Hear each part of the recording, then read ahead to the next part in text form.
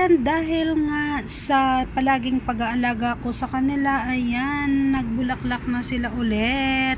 Na hindi ko expected na sila ay mamumulaklak. Ayan.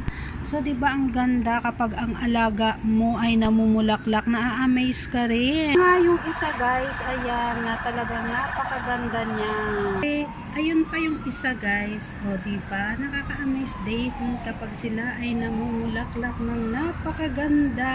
Syempre, dito mas na-amaze ako sa kanya kasi ngayon ay sobrang init. So, nakaharap din naman siya sa bintana. Ayan.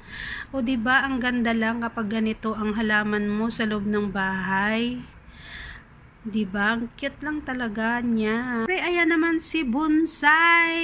Ayan, napakaganda din naman talaga ni Bonsai 'yan. Ayan. So, ito guys, napakaganda niya. At